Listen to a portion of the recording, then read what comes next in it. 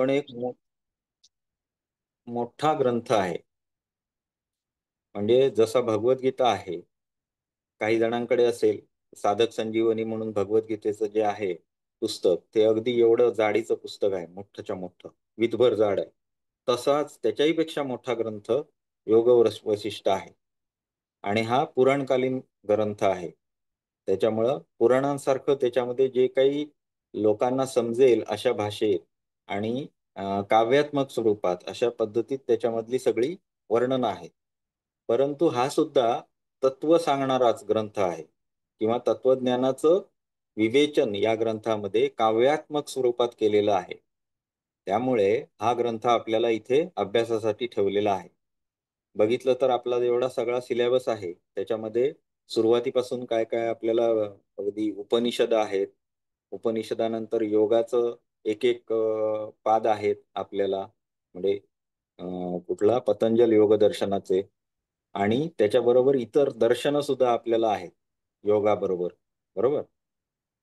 तर सगळ्या अभ्यासामध्ये जेवढं काही तत्वज्ञानाचे ग्रंथ आहेत, त्याचा आपल्याला इथे थोड्या का स्वरूपात होईना अभ्यास सांगितलेला आहे. दाखवून दिलेला आहे, की इथे हे सांगितलंय, इथे हे सांगितलंय. ज्याला ज्याचं डीपमध्ये अभ्यास करायचा आहे त्यानं करू शकता. परंतु इथे घेताना आपल्याला कसं घेतलंय, की सर्ग फक्त उपशम प्रकरणातले 91, 92, 93 आणि निर्वाण प्रकरणातला सर्ग 126. तर पहिल्यांदा योग वसिष्ठाविषयी बघूया. संस्कृत भाषेतील हा एक तत्वज्ञानपर पुराण ग्रंथ आहे. हं. तत्वज्ञानाचाच ग्रंथ आहे आणि हा कोणी कोणाला सांगितलेला आहे? काही कल्पना आहे कोणाला? वशिष्ठांनी श्रीराम देवांना सांगितलेला आहे, उपदेश केलेला आहे ह्याच्यामध्ये. बरोबर.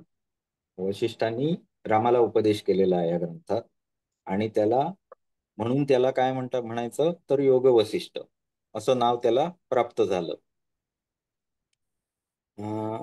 रामायणकार किंवा रामायणाची ज्यांनी रचना केली, ज्यांना आपण वाल्मिकी ऋषी म्हणतो, तेच या ग्रंथाचे रचयिता म्हणून सांगितलेले आहेत. ऋषी वाल्मिकी हे याचे रचयिता आहेत. या ग्रंथाला उत्तर रामायण असं सुद्धा म्हणतात. आता हे सगळं आपल्याला कसं लिहायचं असतं, जेव्हा कधी प्रश्न येतो, तेव्हा आपल्याला पूर्वपीठिका किंवा सुरुवात करतानाची माहिती ग्रंथाविषयीची अशी जेव्हा द्यायची असते, तेव्हा उत्तर सुरुवात करताना या गोष्टीमुळे आपल्याला मार्क्स चांगले मिळतात. तर उत्तर रामायण असेही म्हणतात. परंतु या समजुतीला प्रत्यक्ष वाल्मिकी रामायणाला मात्र आधार नाही आहे. ह्याला नंतर म्हणजे जेव्हा आता हे रामायणाचं वगैरे अ, हे झालं अ, म्हणजे आपण टीव्हीवर जेव्हा रामायण वगैरे बघितलं, त्याच्या आधीपर्यंत ह्याला उत्तर रामायण असं म्हटलं जात होतं. आता हे का म्हटलं जात होतं? तर साधारण आपण काय विचार करतो, की सीता जेव्हा भूमीला प्राप्त झाली, तिथपर्यंतच आपण रामायण म्हणून धरतो. पण त्याच्यानंतर पुढे काय आहे? मग राम जेव्हा परलोकवासी झाले, तिथपर्यंतचं रामायण ह्या वाल्मिकी रामायणामध्ये लिहिलेलं आहे. योग वसिष्ठामध्ये लिहिलेलं आहे. म्हणून त्याला उत्तर रामायण असं म्हणतात. तर त्या या म्हणजे असं काही त्या ग्रंथात कुठे लिहून ठेवलंय अशातला काही भाग नाही. परंतु याला उत्तर रामायण असं ओळखलं जातं. अजून त्याला पर्यायवाची शब्द आहेत. लिहून घ्या पाहिजे तर. आर्य रामायण, वसिष्ठ महारामायण, मोक्षोपाय संहिता हे सुद्धा त्याचे पर्यायवाची शब्द आहेत. एक मुलगा मला एक म्हटलं.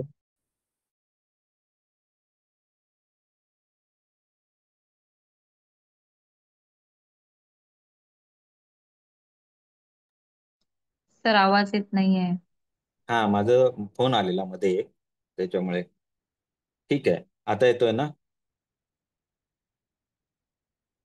आता येतोय ना आवाज? हो सर, येतोय आता. हा. तर याला काय काय म्हटलंय बघा. आर्य रामायण, वसिष्ठ महारामायण आणि मोक्षोपाय संहिता या नावांनी सुद्धा हा ग्रंथ ओळखला जातो. तसंच त्याला बृहद योग वसिष्ठ असं पण म्हणतात. एवढी सगळी नावं आहेत या ग्रंथाला. कारण काय तर त्याची श्लोक संख्या साधारण 32,000 इतकी आहे. 32,000 श्लोक आहे त्याच्यामध्ये. 32,000 श्लोक एवढा एवढा मोठा ग्रंथ हा आहे, म्हणून त्याला बृहद योग वसिष्ठ असं म्हटलेलं आहे. आणि साधारण 9व्या शतकात काश्मीरच्या गौड अभिनंद या पंडिताने लघुयोग वसिष्ठ या नावाने 6,000 श्लोक असलेला एक संक्षिप्त ग्रंथ सुद्धा लिहिलेला आहे.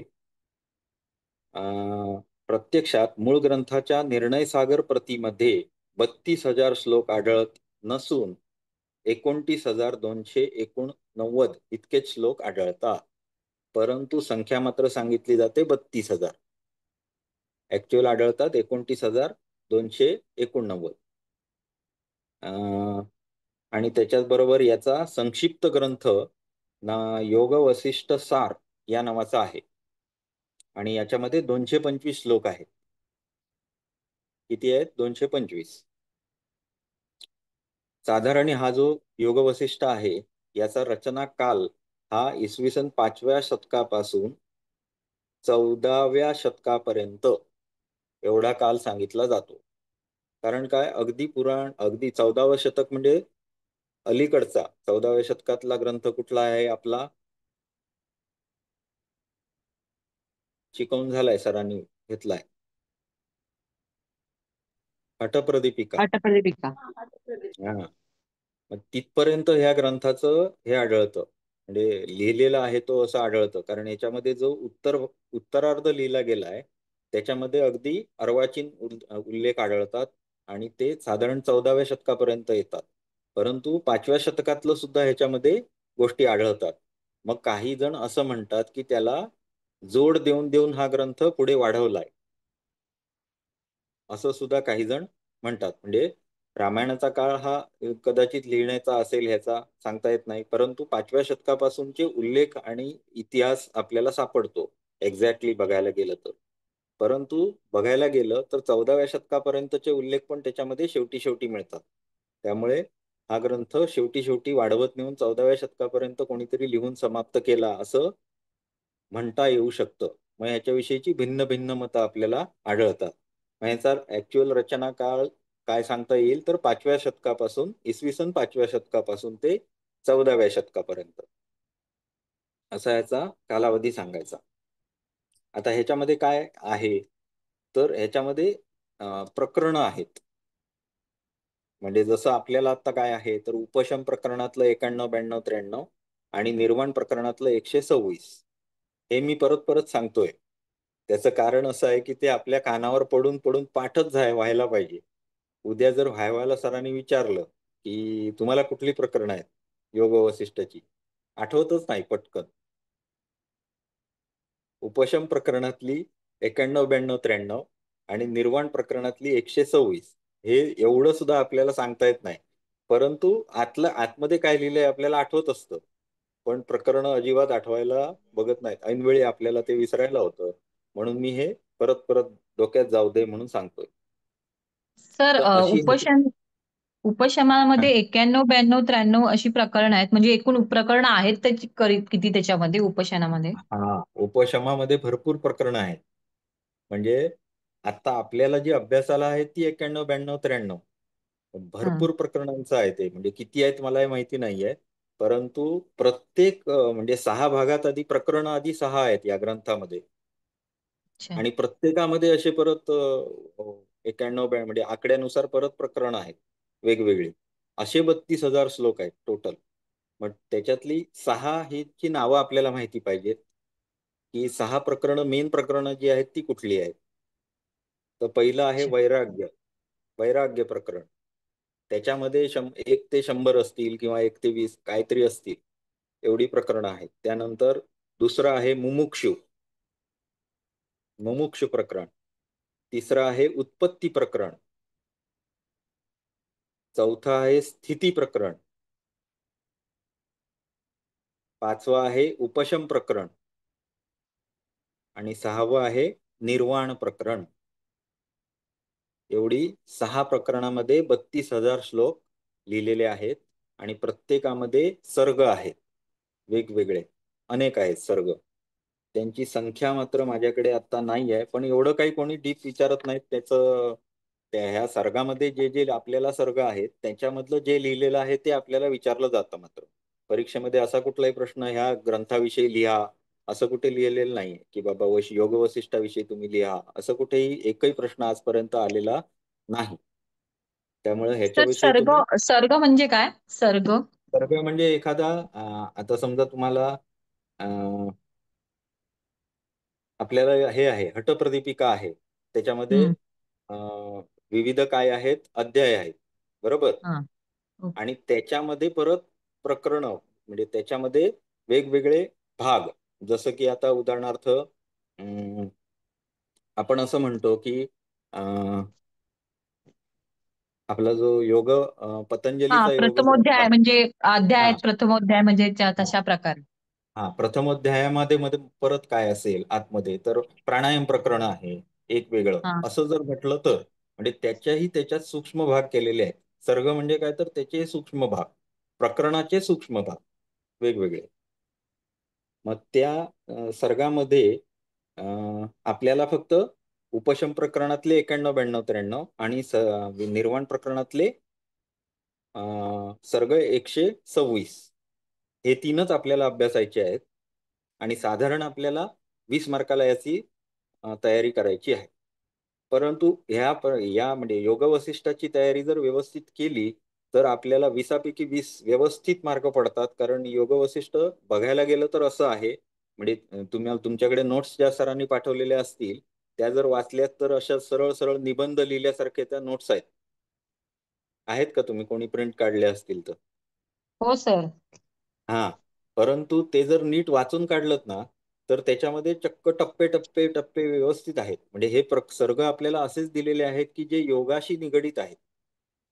त्यामुळे याचं जे तत्वज्ञान आहे तो तो भाग हा या प्रकरणामधून येतो, म्हणूनच हे आपल्याला दिलेले आहे. आणि याच्यामध्ये जे अ, जे तत्वज्ञान येतंय ते आपल्याला व्यवस्थित क्रमाक्रमाने मांडून दिलेलं आहे, नुसतं नाहीये. म्हणजे जरी तुम्हाला ते तिथे निबंध स्वरूपात दिसलं असलं तरी सुद्धा आपण त्याचे व्यवस्थित पॉइंट्स काढून त्या पॉइंट्स नुसार आपण उत्तर लिहू शकतो व्यवस्थित. त्यामुळे हे मी घेतानाच असं घेतोय की आपल्याला उत्तरं व्यवस्थित लिहिता यावीत आणि टप्प्याटप्प्यानं काय काय आहे हे या पद्धतीनं आपण ह्याचा अभ्यास करणार आहोत. ओके. अगदी निबंधामध्ये मी जाणारच नाही. तुम्ही निबंध काय करा, मी आता ह्यातला समजा 91 सर्ग वाचतोय किंवा 126 सर्ग वाचतोय, तर तेवढा तुम्ही निबंध जो सरांनी तिथे दिलंय ते पूर्ण वाचून काढलं तरी चालेल. त्याचे एक 3 4 पानी नोट्स असतात. म्हणजे सरांनी दिलंय ते निबंध स्वरूपात आहे. पण मी सांगणार आहे ते मात्र सगळं पॉइंट टू पॉइंट सांगणार आहे. म्हणजे नोट्सच्या स्वरूपात आपण अभ्यास करायचा, कारण जे परीक्षेला व्यवस्थित लिहिता येईल. ठीक आहे. आता हे आपण 6 प्रकरणांची नावं बघितली. हं? आता ह्याच्यामध्ये काय सांगितलेलं आहे, तर आत्मज्ञान हाच या ग्रंथाचा म्हणजे वाल्मिकी अ, योग वसिष्ठचा पूर्ण उद्देश काय आहे, तर आत्मज्ञान घडवणे किंवा आत्मज्ञानाविषयीचं ज्ञान हे सर्व या ग्रंथामध्ये सांगितलेलं आहे. आता ह्याच्यामध्ये काय त्यांनी घेतलंय, तर उपनिषदांमधला अद्वैतवाद. आपल्याकडे कुठला हे आहे दर्शन जे अद्वैत म्हटलं जातं? वेदांत. वेदांत दर्शन, अद्वैत वेदांत दर्शन, दर्शन. बरोबर. हम्म. मग हो सर. वेदांताचा उगम हा कसा होत गेला त्याच्यामधला ह्या टप्प्यातला एक महत्वाचा भाग आहे. आलं का? उपनिषदामध्येच हे वर्णन केलेलं आहे सर्वच. म्हणजे योगाचं पतंजली योग दर्शन कुठून आलं, उपनिषदामधूनच आलं. वेदांत दर्शन कुठून आलं, उपनिषदामधूनच आलं. परंतु त्याच्यामध्ये पुराण ग्रंथ जे आलेले आहेत त्याच्यामधला हा एक ग्रंथ आहे योग वसिष्ठ. आणि याच्यामध्ये कुठलं तत्वज्ञान सांगितलेलं आहे, तर उपनिषदामध्ये जे म्हणजे एकतत्व मानलेलं आहे त्यात एकतत्ववादी हे दर्शन आहे. याच्यामध्ये उपनिषदातला अद्वैतवाद, द्वैत नाही, एकच अंतिम जे तत्व आहे ते एकच आहे असं मानणार हे ग्रंथ आहे योग वसिष्ठ. याच्यामध्ये जर विचार केला तर बौद्धाचा विज्ञानवाद हा सुद्धा याच्यामध्ये कुठे कुठे झलक आढळते. बौद्धाचा विज्ञानवाद हा जो आहे तो बुद्धांनी जी दुःख निवारणाचं दुःखाचे कारण जी समजावली ती 12 आहेत. द्वादश निदान या नावानं झालंय ना तुम्हाला. तर त्या द्वादश निदानामधलं एक विज्ञान आहे आणि त्या विज्ञानाचं म्हणजे जे विज्ञानवाद असं त्याला म्हटलं जातं. तर चेतनेची अभिव्यक्ती कशी होते आणि त्याच्यानुसार दुःखाची उत्पत्ती कशी होते आणि त्याचं निराकरण करण्यासाठी जे 4 उपाय सांगितले या सगळ्याचं जे सार आहे या सार सुद्धा उपनिषदातूनच घेतलेलं आहे बुद्ध दर्शन सुद्धा. आणि त्याच इथे या ग्रंथामध्ये सुद्धा याच्यामध्ये झलक आढळते की हे सुद्धा तिथून घेतलेलं आहे. तर त्यालाच ब्रह्मचक्र असं म्हटलेलं आहे. जे द्वादश निदान आहे ना, द्वादश निदान जे बुद्ध धर्मात सांगितलंय त्याचं मूळ संकल्पना ही उपनिषदातली ब्रह्मचक्र या नावाने आहे. आणि ही संकल्पनेवर आधारित ह्या ग्रंथामध्ये गोष्टी आढळतात. तर आपण हळूहळू या ग्रंथाचा अभ्यास करायचा आहे. भगवद्गीतेप्रमाणेच हा ग्रंथ विविध मतांच्या समन्वयाची भूमिका घेणारा आहे. भगवद्गीतेमध्ये जर बघितलं तर कर्मयोग हा एक वेगळा सांगितला, परंतु ज्ञानयोग, भक्तियोग हे सुद्धा त्याच्यामध्ये वर्णित आहेत. आणि त्याच्यामध्ये सांख्यदर्शन, योगदर्शन याचा सुद्धा अंतर्भाव केलेला आढळतो. इवन बौद्ध धर्माचा सुद्धा काही भाग त्याच्यामध्ये घेतलेला आपल्याला दिसतो.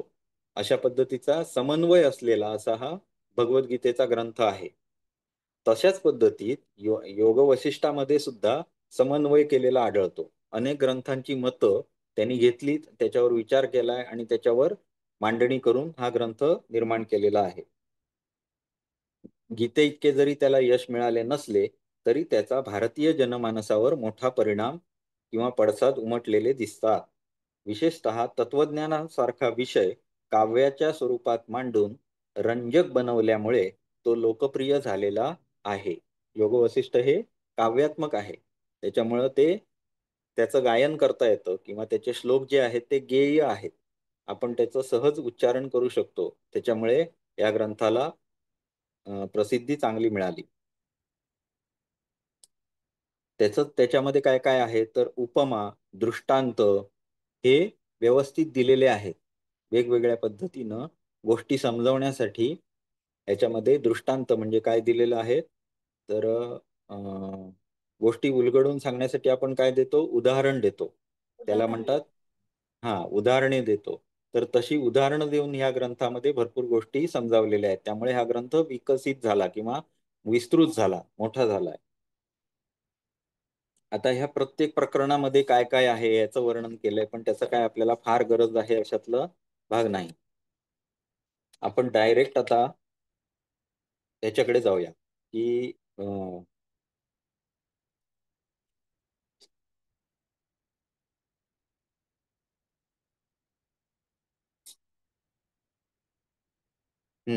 डायरेक्ट आता आपण आपल्या विषयाकडे येऊया. आपण सुरुवातीला जे घेणार आहोत ते म्हणजे 126व उपशम प्रकरणातील 126व प्रकरण. किंवा सर्ग 126 असं म्हणायचं त्याला. उपशम प्रकरण सर्ग 126. आलं सर, लक्षात? उपशमाचा 126 सर्ग का? हा, निर्वाणच आहे ना? उपशमाचा 126 सर्ग. नाही, सॉरी, निर्वाण प्रकरण उपशमाचा 126 सर्ग. त्यात हा आहे ना? हा, निर्वाण प्रकरण 126 सर्ग आणि उपशम प्रकरणातली आपल्याला 91, 92, 93 आहे. तर आपण डायरेक्ट आता काय ह्याच्यामध्ये काय काय लिहिलेलं आहे. 126व्या सर्गामध्ये जर विचार केला तर सप्तयोग भूमिका याचा विचार केलेला आहे.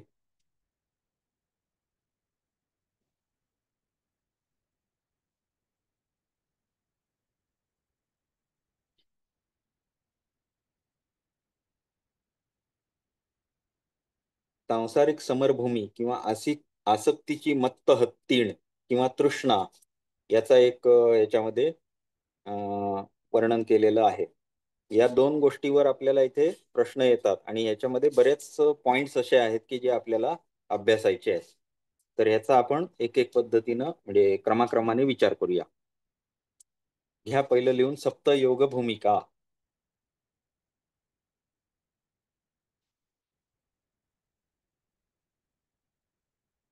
आत्मा ही जी कन्सेप्ट आहे ती आपल्याकडे सगळ्याच दर्शनामध्ये आहे किंवा आपले जे काही तत्वज्ञान म्हणून आपलं आहे त्याच्यामध्ये ही आहेच. आमचं तत्वज्ञान ऐकायला मांजर येऊन बसतात, त्याच्यामुळे आता पर्याय नाही, त्याला घ्यायलाच हवं. हा तर हा आत्म्याचं आपल्याकडे सगळ्या ग्रंथामध्ये वर्णन असतं किंवा याच्याविषयीची आपल्याला माहिती असते. द्रष्टा म्हणून आपल्याला योग पतंजली योगदर्शन मध्ये आहे किंवा परमतत्व असं आपल्याला कुठे आहे उपनिषदामध्ये आहे. तर याच्याविषयीची आपल्याला सर्वांना माहिती असते आणि त्याचा स्वभाव किंवा त्याचं वर्णन करताना कसं केलं जातं तर सच्चित आनंद रूप.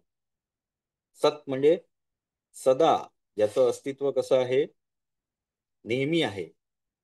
पुढे चित आनंद या 3 गुणांनी युक्त असलेला, सदा आनंदी असलेला. या 3 धर्मापैकी सत्तेचा अनुभव सर्व प्राण्यांना असतो.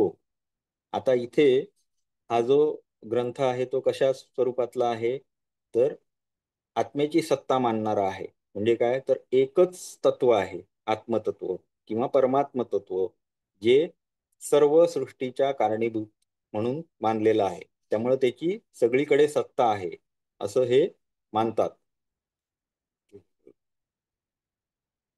त्याचा अनुभव आपल्या सर्वांना सगळीकडे येतो. कारण आपण कसं मानतो सर्व पदार्थांमध्ये किंवा सर्व सृष्टीच्या घटकांमध्ये आत्मतत्व किंवा परमात्म तत्व हे विहित आहे असं आपण मानतो. मात्र आपल्या ठिकाणी चित्त म्हणजे चेतना तत्व असल्याची जाणीव मनुष्यांना स्फुरत्वाने येते असते व इतर प्राण्यांना अस्फुरत्वाने असते. आता जर विचार केला तर मनुष्याला आपला मेंदू विकसित केल्यानंतर या गोष्टीची जाणीव व्हायला लागली की आपल्याला काहीतरी असा गोष्ट आहे म्हणजे आपण आपल्याच तत्वाची किंवा मूळ तत्वाची शोध घेण्याचा प्रयत्न करणारा एकमेव पृथ्वी तलावरचा जीव म्हणजे मनुष्य आहे. बाकीच्या जर प्राण्यांचा विचार केला तर ते काय करायचं असतं त्यांना खाणे पिणे मजा करणे झोपणे झाला त्यांचा दिवस संपला. त्याला आपण कर्मयोनी असं म्हणतो किंवा भोगयोनी असं म्हणतो. परंतु मनुष्य जन्म हा मात्र तसा नाहीये. आपल्याला आपल्या डोक्यावर जे मेंदू स्वरूपात मोठ्या कमळ जे आपलं फुललेलं आहे त्याचा विचार केल्यानंतर आपल्याला जी सद असद विवेक बुद्धी दिली आहे त्याचा वापर करून आपण पुरुषार्थ करतो. आणि पुरुषार्थ करणे म्हणजे काय करणे तर मोक्ष प्राप्त करण्यासाठी प्रयत्न करणे किंवा आत्मतत्व काय आहे मी कोण आहे याची जाणीव आपल्याला स्वतःलाच करून घेणे ही आपल्याला लागलेली ओढ आहे की माझ्या अंतर्गत असलेलं मूळ तत्व काय आहे मी कोण आहे कुठून आलो आहे ह्या प्रश्नांची उत्तरं शोधण्याची जिज्ञासा आपल्यामध्ये असते. इतर प्राण्यांमध्ये ती आढळून येत नाही. मग हा जो चेतनेचा विस्तार आपल्यामध्ये होतो मनुष्य प्राण्यांमध्ये तो आपल्यासाठी विशेष आहे. ही मनुष्य प्राण्यालाच ही फक्त देणगी आहे असं आपण त्याला म्हणू. तर ही जी स्फुरत्व आपल्याला असतं की आपल्या स्वतःची जाणीव आपण करून घेणे हे आपल्याला स्फुरण जे होतं ते आत्म्याचं चित स्वरूप आहे किंवा ज्याला चेतनेचा आपल्यातला जो चेतनेचा विकास आहे त्यातून घडून आलेलं आहे. मनुष्य योनी ही कर्मयोनी आहे.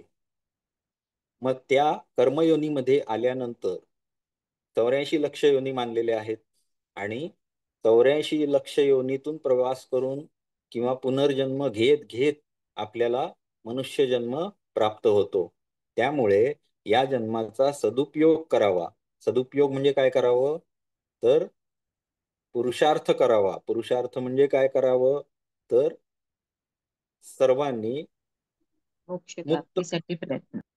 हा मुक्त होण्यासाठी प्रयत्न करायचा आहे किंवा काय अपवर्ग मिळवण्यासाठी प्रयत्न करायचा आहे. वेगवेगळ्या ग्रंथामध्ये वेगवेगळी नावं आहेत. तर हे सगळं करण्याची म्हणजे पुरुषार्थ किंवा साधना करून आत्मदर्शनाचा प्रयत्न सर्वांनी करायचा आहे. पुरुषार्थ करणे किंवा अपवर्ग मिळवणे किंवा साधना करून मोक्ष मिळवणे हे सर्व करण्याची जी प्रक्रिया आहे त्यालाच आपण काय म्हणतो, पुरुषार्थ म्हणतो किंवा कर्म असं म्हणतो. मग मनुष्याची कर्म ही पुरुषार्थासाठी असली पाहिजे, या ग्रंथामध्ये असं सांगितलेलं आहे. आता ही जी साधना करतो आपण किंवा पुरुषार्थ मिळवण्याचा जो प्रयत्न करतो त्यानुसार आपल्याला एक एक पायरी वर चढता येते. गीतेमध्ये कसं वर्णन केलेलं आहे, योगारूढ असं वर्णन केलेलं आहे, ज्याच्यामध्ये मनुष्य एक एक पायरी वर चढत जातो. आणि तिथे कसं वर्णन केलेलं आहे, त्या 6व्या अध्यायातच शेवटी शेवटी श्रीकृष्ण भगवान कसं सांगतात की म्हणजे अर्जुन प्रश्न विचारतो की जर एखादा मनुष्य योग साधनेत रत झाला, म्हणजे योग मार्गाकडे वळला, साधना करायला लागला आणि त्याला मृत्यू आला मध्येच, तो अर्धवटच राहिला, तर त्याची अवस्था अशी तर होणार नाही ना की आकाशात एखादा ढग एकटा पडला आहे आणि तो वाऱ्यानुसार कुठे वाहेल तिथे वाहत चाललाय. ना तो धड संसारात राहील आणि ना तो धड मोक्ष मिळवेल, असा तो लटकत तर राहणार नाही ना, त्रिशंकू अवस्था तर त्याची होणार नाही ना, असं अर्जुन भगवानांना विचारतो. आणि मग त्याच्यावर श्रीकृष्णाने उत्तर काय दिलंय, तर असा जो असतो त्याला म्हटलं जातं योगभ्रष्ट. परंतु योगभ्रष्टाला पुनर्जन्म प्राप्त होतो आणि तो अशा ठिकाणी होतो की एकतर तो साधू, ब्राह्मण किंवा राजा किंवा सुखवस्तू घरामध्ये तो जन्माला येतो. आणि त्यातही त्यांनी कसं सांगितलंय की योग्याच्या घरी जन्म येणे हे पुण्यवान आहे.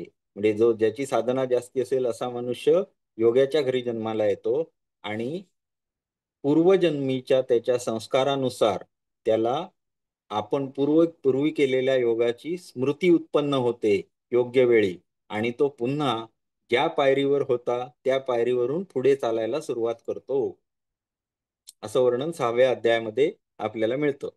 सेम तीच गोष्ट इथे सांगितलेली आहे. योगाच्या भूमी ह्या कुठे वर्णन केलेल्या आहेत, पतंजल योगदर्शन मध्ये. पहिलाच जो श्लोक आहे त्याचं व्यासभाष्य जे आहे त्याच्यामध्ये 5 भूमी योगाच्या सांगितलेल्या आहेत. कोणाला माहिती असतील तर सांगा बघूया. चित्ताच्या भूमी, मूढ, क्षिप्त, विक्षिप्त, आठवतंय का, एकाग्र आणि समाधी, अशा 5. आणि तेथेच काय वर्णन हे तर नक्की आठवत असणार, अंतराय. अंतराय मध्ये एक आहे अलब्ध भूमिकत्व, आहे ना, ज्याला भूमीवर टिकता येत नाही किंवा भूमी प्राप्त होत नाही, म्हणजे वरची भूमी प्राप्त होत नाही, त्याला म्हटलंय काय, योगाचं अंतर आहे किंवा योगा मार्गातील अडथळे, आणि त्याच्यामध्ये वर्णन केलेलं आहे. असो, तर अशी हे एकातलं दुसरं, दुसऱ्यातलं तिसरं, कुठेही जरी जरी आपण तत्वज्ञान शिकायला गेलो तरी सुद्धा आपल्याला जर अंतिम तत्वापर्यंत पोचायचं असेल तर काहीतरी त्याला पायऱ्या असतीलच. प्रत्येक ग्रंथानुसार, प्रत्येक विचारानुसार, त्यांच्या वैचारिक बैठकीनुसार आपल्याला वेगवेगळ्या पायऱ्या समजावून घ्यायच्या आहेत. प्रत्येक ग्रंथाची क्रम हा असणारच, कारण सर्वांसाठी हे लिहिलेलं आहे. ग्रंथ जे लिहिले ते मनुष्य प्राण्याचा पूर्ण विचार करून त्याच्यामध्ये होणारे बदल, जसं तो मोक्षाकडे जाईल तस तसं त्याच्या साधनेमध्ये कसे बदल होत जातात, त्याच्या स्वतःमध्ये त्या कशा भूमिका तो घेत जातो, वर वर कसा चढत जातो, याच्याविषयीचं मार्गदर्शन टप्प्याटप्प्यानं केलेलं प्रत्येक ग्रंथामध्ये आपल्याला आढळतं. जसं पतंजली योगदर्शनामध्ये काय, कनिष्ठ साधकांसाठी अष्टांग योग सांगितलेला आहे, मध्यम साधकांसाठी काय सांगितलेलं आहे, तर क्रियायोग सांगितलेला आहे, आणि उत्तम साधकांसाठी प्रथम अध्याय ज्ञानयोग तो सांगितलेला आहे. तसं इथे विचार केला तर ह्यांच्यामध्ये या ज्या भूमिका आहेत एक एक, ह्या भूमिका प्रत्येक मनुष्यामध्ये दिसतात.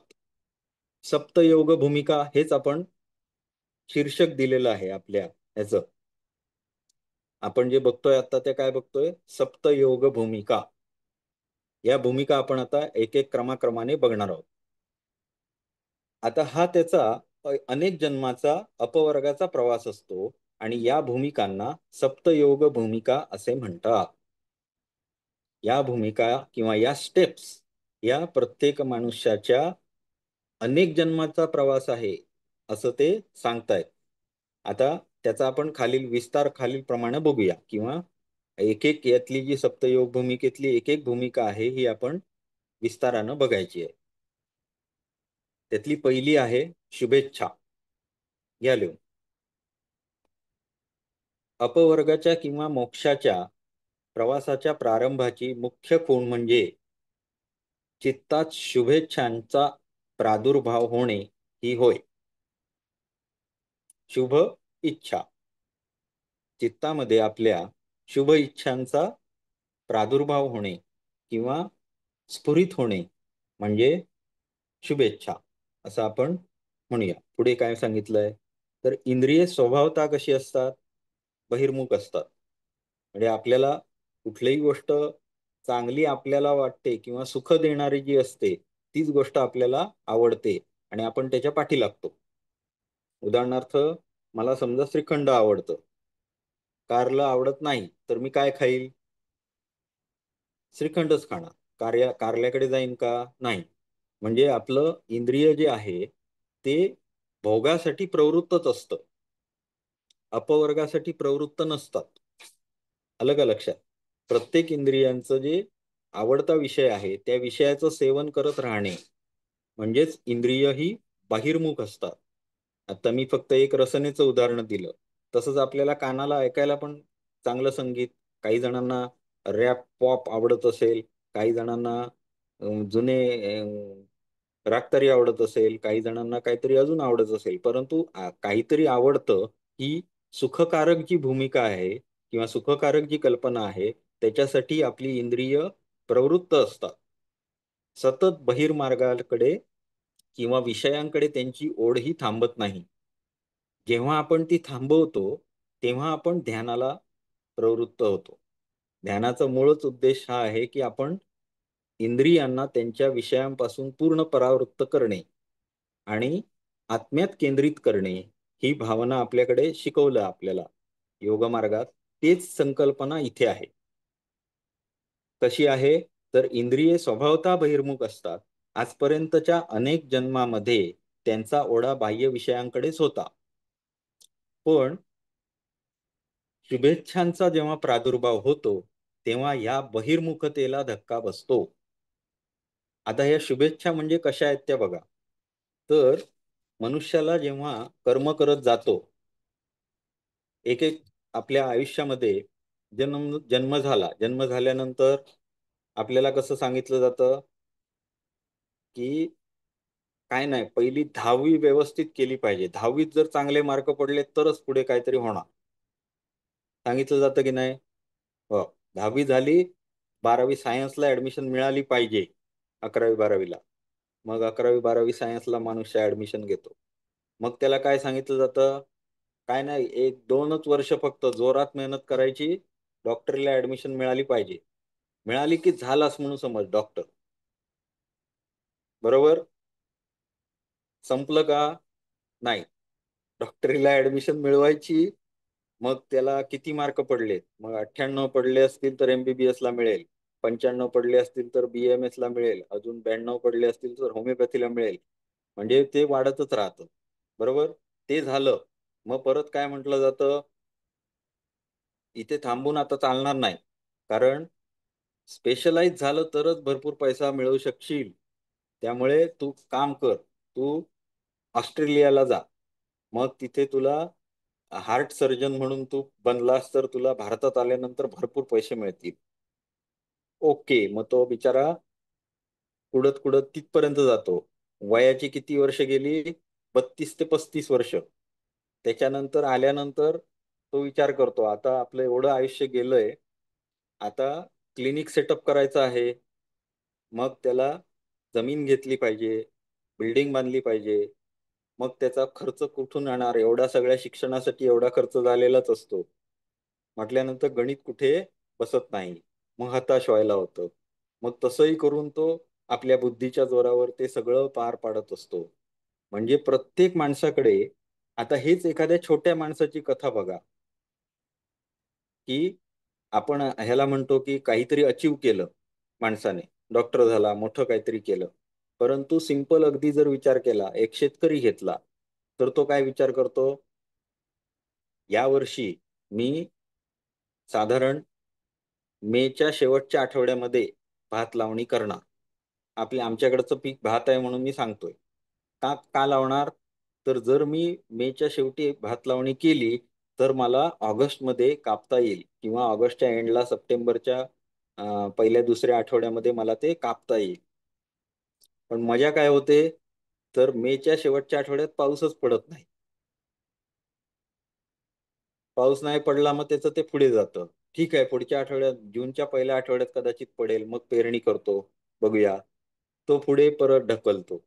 म्हणजे काय, तर सुखाची प्राप्तीसाठी आपण स्वतः कारणीभूत असतोच असं नाही. म्हणजेच दुःखाची अनुभूती ही प्रत्येक ठिकाणी आहे, किंवा जे आहे ते शाश्वत पण नाही आहे. माझ्या हातातच सगळ्या गोष्टी आहेत का माझ्याविषयीच्या? तर नाही आहेत. ही जाणीव आपल्याला व्हायला लागते. त्यानंतर अजून काय होतं, तर ज्या काही गोष्टी आहेत त्या अनित्य आहेत. समजा कुटुंबातली एखादी प्रिय व्यक्तीचं निधन झालं, तर तीव्र वैराग्य येतं मनुष्याला. त्याला असं वाटत असतं की हा माझ्या बरोबरचा कायमच सोबती आहे, माझी आई माझ्या बरोबर कायमच राहील, माझे वडील माझ्या बरोबर कायमच राहील, असे म्हणणारे लोक असतात. किंवा त्यांच्या आयुष्यात एकदम जेव्हा पोकळी निर्माण होते, त्यावेळी त्याला अनित्याचं दर्शन होतं, की जे आहे ते नित्य नाही आहे. हे मनुष्याला समजायला लागतं, कारण इतर सुद्धा समाजामध्ये घडणाऱ्या गोष्टी बघितलेल्या असतात. याचं उत्तम उदाहरण कोण आहे, तर गौतम बुद्ध, याला सिद्धार्थ गौतम आपण म्हणतो. त्याला त्याच्या वडिलांनी, राजानं कुठेही बाहेर सोडलंच नव्हतं. दुःख नावाचा प्रकार दाखवलाच नव्हता कधी आयुष्यात. परंतु ज्या क्षणी बाहेर पडून त्यानं दुःखाची अनुभूती घेतली, जग अनित्य आहे हे त्याला समजलं, त्यावेळी त्याला तीव्र वैराग्याची प्राप्ती झाली. तो घर सोडून बाहेर निघून गेला आणि मग बुद्ध झाला. बरोबर आहे? तर ही जी भावना आहे, याला शुभेच्छा असं म्हटलेलं आहे. वैराग्याची भावना किंवा या अनित्यतेची जाणीव होणे, याला शुभेच्छा असं म्हटलेलं आहे. तर इंद्रिय सुखामधील दोष पण दिसू लागतात. म्हणजे समजा एखाद्याला खूप तिखट आवडतं, 4 मिरच्या खाल्ल्या, आनंद टिकणारा आहे का? दुसऱ्या दिवशी सकाळी आनंद टिकेल का? नाही टिकणार. बरोबर आहे. समजा एखाद्यानं 5 वर्ष 10 वर्ष, नाही मी मी साखरेशिवाय काय खाणारच नाही असं म्हणायला लागला, मला आवडते साखर, आनंद नित्य टिकेल का त्याचा? नाही, त्याला डायबिटीस होणार. डॉक्टर काय सांगणार, आता परत साखर खाल्लीस तर बघ. बरोबर आहे.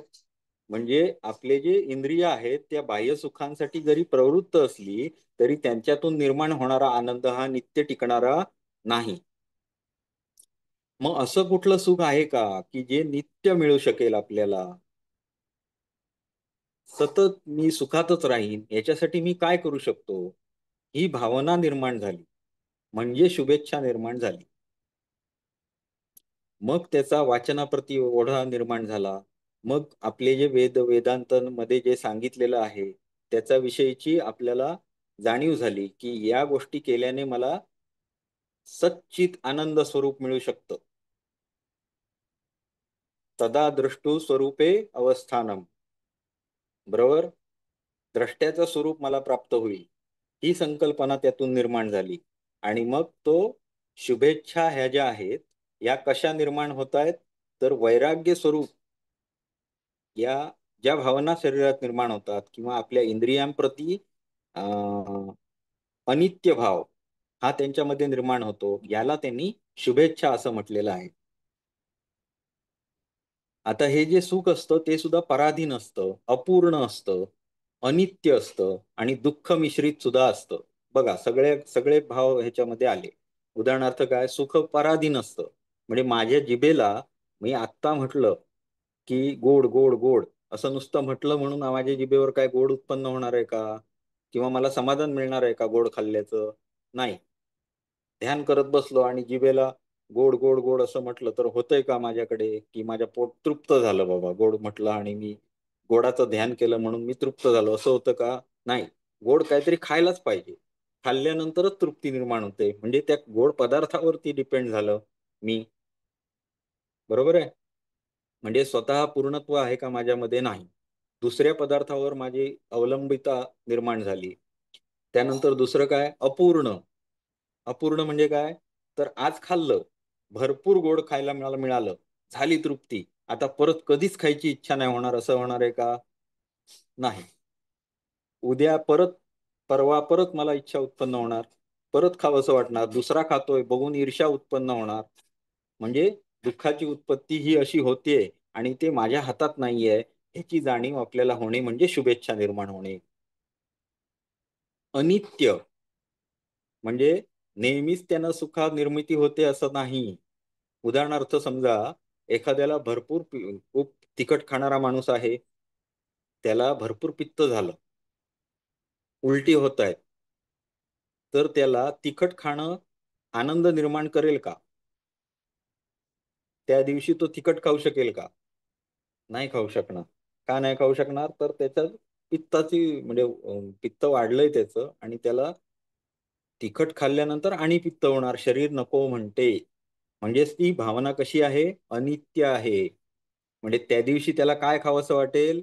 तिखट खावंसं वाटणारच नाही. त्या दिवशी त्याला गोड खावंसं वाटेल. म्हणजे तिखटानंच माझं हे होतो असं म्हणणारा कोणी असू शकेल का? तर नाही. नित्य मी तिखट खाण्यानेच आनंदी राहतो असं कोणी म्हणू शकेल का? नाही. आता ही दुःख मिश्रित पण असते. म्हणजे अतिरेक जर केला तर त्याच्यामुळे दुःख निर्माण होतं, हे आपल्याला समजलं. हे विषय सुख जे आहे ते खरं नव्हे, हे ह्यातून आपण सिद्ध केलं. विषयांचं जे बाह्य स्वरूप आहे किंवा विषयांकडे जो इंद्रियांचा ओढा आहे, हा यातून निर्माण होणारं जे सुख आहे ते खरं नाही. मग खरं काय आहे? हा जो काही आहे हा फक्त सुखाचा आभास आहे, तात्पुरतं, थोड्या वेळापुरतं. दुसऱ्यावर अवलंबून असणारं दुःख मिश्रित अनित्य अशा प्रकारचं हे सुख आहे. मग नित्य असणारं, सतत आपल्या बरोबर हात राहणारं आणि आपल्यातच असणारं असं कुठलं सुख आहे, याचा शोध घेण्याची प्रवृत्ती निर्माण होणे म्हणजे शुभेच्छा. आलं का लक्षात? अशी शुभ इच्छा त्या चित्तामध्ये अशा प्रकारचे विचार उत्पन्न होऊ लागले म्हणजे शुभेच्छा या पहिल्या योग भूमिकेवर चित्त येऊन पोहोचले असे समजावे. आलं का लक्षात? शुभेच्छा याचा अर्थ व्यवस्थित समजून घ्या. हं? लिहिताना हे अशा पद्धतीत आपण विस्तार स्वरूपात लिहू शकतो, काही प्रॉब्लेम नाही. चला पुढे आहे विचारणा. आता विचारणा म्हणजे काय ते बघू. दुसरी 2 नंबरची काय आहे? सप्तयोग योग भूमिकेतली दुसऱ्या नंबरची भूमिका विचारणा. मनुष्य प्रत्यक्ष साधना मार्गाला लागला म्हणजे तो विचारणा या दुसऱ्या पायरीवर आला असे समजावे. आपण जेव्हा कोविड आला तेव्हा बघायला गेला तर 1-2 वर्ष जे कोणी इंटरनेट वापरत असतील त्यांनी बघितलं असेल की बरेच लोक योगाकडे वळले या कालावधीमध्ये. किंवा जेव्हा आपलं पतंजली म्हणजे आपले रामदेव बाबा यांनी जेव्हा योग चालू केला आणि त्या आस्था चॅनलवर यायला लागला सकाळी, तेव्हा प्राणायाम आणि आसन या 2च गोष्टींकडे लोक वळले. योगाकडे वळले असं म्हणणार नाही, परंतु योग या नावाकडे वळले. बरोबर आहे. आज आपण बघतोय योगाची व्याप्ती ती त्याच्या आधी आपल्याला सुद्धा माहिती असलेलं काय होतं? आसन, प्राणायाम या 2च गोष्टी आपल्याला माहिती होता. परंतु त्याची जी आध्यात्मिक बाजू आहे, जी 80-90% आहे, त्याचा आपणही विचार केलेला नव्हता. परंतु करोनामध्ये बऱ्याच लोकांना अनित्यतेची जाणीव झाली. लक्षात घेतलं तर मी हे खूप जवळून बघितलंय. मी स्वतः डॉक्टर आहे आणि कोरोनामध्ये 2 वर्ष काम केलंय, पूर्ण कोरोनाभर. या कालावधीमध्ये पेशंटनं, म्हणजे जे हट्टेकट्टे पेशंट सुद्धा आपल्या म्हणजे हॉस्पिटलमध्ये जेव्हा ऍडमिट होता, तेव्हा या सगळ्या अनित्यत्वाची जाणीव लोकांना होते. कोरोना मला झाला, बरेच लोक मेलेत कोरोनामध्ये, मी पण का नाही मरणार, मी पण मरणार, म्हणजे मी नित्य नाही आहे, याची जाणीव त्यांना तिथे झाली. आणि मग त्यातून जे वाचले त्यांनी मात्र ठाम निश्चय केला की आपण काहीतरी योगाविषयी करायचं. असे काही लोक योगाकडे वळले. म्हणजेच काय तर शुभेच्छांचा हे झाल्यानंतर दुसऱ्या भूमीमध्ये आपण जातो, बरोबर आहे. त्यानंतर गेल्यानंतर काय करतात, आता तुमच्यासारखे जे लोक आहेत ज्यांना वाटलं की मला योगामध्ये काहीतरी करायला पाहिजे आयुष्यामध्ये, योगाला आपलं ऍडमिशन घेतली पाहिजे निदान, बरोबर आहे. मग त्यांनी MA योगाला प्रवेश घेतला.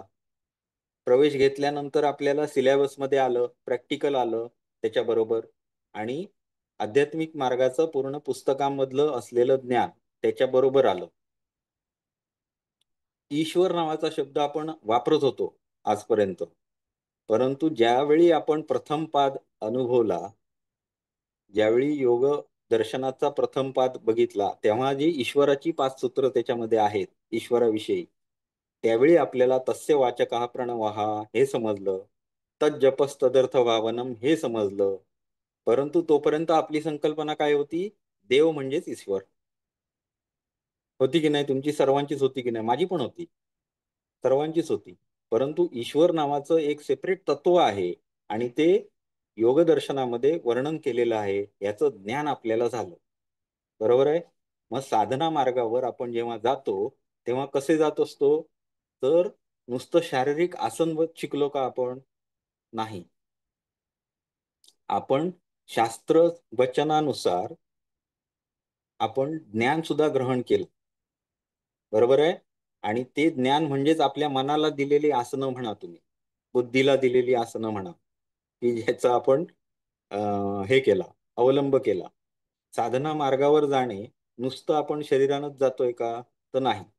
आपण त्याच्याबरोबर या चिंतनात्मक बैठकीत सुद्धा सहभाग घेतो आपल्या, बरोबर आहे. काय चांगलं काय वाईट हे आपण आपल्या बुद्धीनं आणि आपल्याला परवडेल अशा पद्धतीत त्याचा वापर सुद्धा आपण सुरू करतो, बरोबर आहे. त्यानंतर आपल्याला ओंकाराचं महत्व पटलं की नाही, सर्वांना पटलेलं आहेच. पण त्याआधी आपण अ, आपल्याला माहितीच नव्हतं की हे ईश्वर तत्व आणि त्याचा वाचक शब्द ओम आहे, हे आपल्याला समजलेलंच नव्हतं. साधना मार्गावर आल्यानंतर आपल्या भूमिकेमध्ये कसा फरक पडतो हे आपल्याला लक्षात येऊन यावं म्हणून हे सांगितलं उदाहरण. मनुष्य प्रत्यक्ष साधना मार्गाला लागला म्हणजे तो या विचारणा या पायरीवर आला असे समजावे. या भूमिकेवर तो साधनानुष्ठान करतो. साधनानुष्ठान वर्णन केलेलं सगळ्या ग्रंथात आहे. हठप्रदीपिकेमध्ये आहे, कशी कुटी असावी, कुठे असावी, शेणाने लिप्त असावी, भूमी कशी असावी, राजाच्या ह्याच्यात असावी, बरोबर. जिथे भिक्षा मागितल्यानंतर प्रॉब्लेम होणार नाही, लोक हाकलून देणार नाहीत, अशा ठिकाणी असावी, सदन एरियामध्ये असावी, हे सगळं आपल्याला शिकवलं. भगवद्गीतेमध्ये सुद्धा शिकवलं 6व्या अध्यायामध्ये, बरोबर आहे. कुटीची रचना कशी असावी तिथे पण शिकवलं.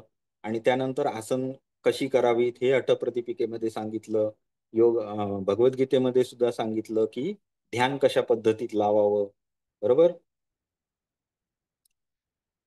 चित्तातील रज आणि तमोमल नाहीसे करून साधनानुष्ठान आपण करायला सुरुवात केली. आपण सुद्धा आता करायला आपल्याला बघतो. मॅक्झिमम जरी आपलं दिनचर्या बिझी असली तरी सुद्धा थोडा वेळ का होईना आपण वेगळे काढून आपल्याला जे शिकवलंय त्याचा आपण प्रॅक्टिकल स्वरूपात अभ्यास करतो, म्हणजे साधना मार्गाचा अनुष्ठान करतो. शरीरातील रज आणि तमोमलाचं कमतरता होते किंवा ज्याला आपण रजोतमोल नाहीसे व्हायला लागतात. आणि त्या तुलनेत काय होतं, चित्तामध्ये सत्वगुण वाढायला लागतो. साधनेनं काय होतं, चित्ताचा सत्वगुण हा वृद्धिंगत होतो आणि रज आणि तम हे मल नाहीसे होतात, बरोबर आहे.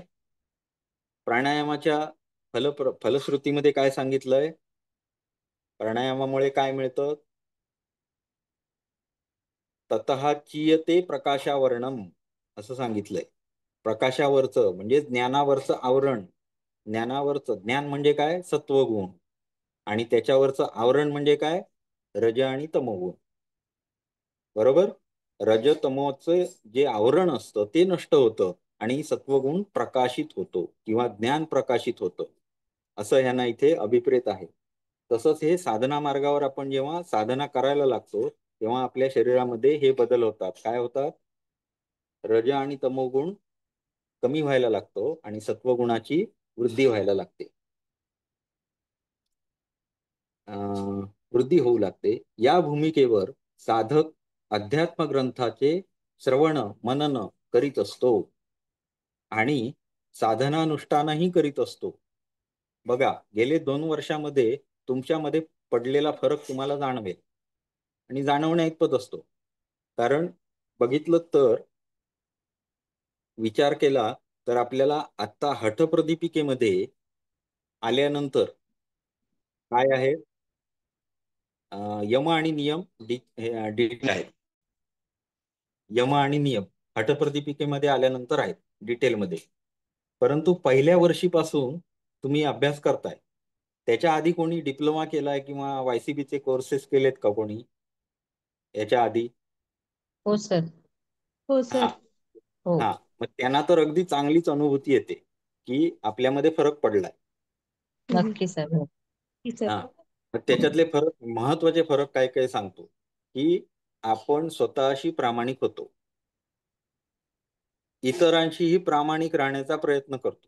प्रयत्न करतो. जग कुठेही चुकत असेल तरी संयम ठेवायचा आपल्याला स्वतःमध्ये बळ निर्माण होतं. जरी तुम्हाला उद्या कोणीतरी येऊन शिव्या घालत असेल तरी तुमच्यामध्ये सहन करण्याची क्षमता वाढते. तुमच्या ज्ञानाच्या कक्षा रुंदावतात. बरोबर आहे?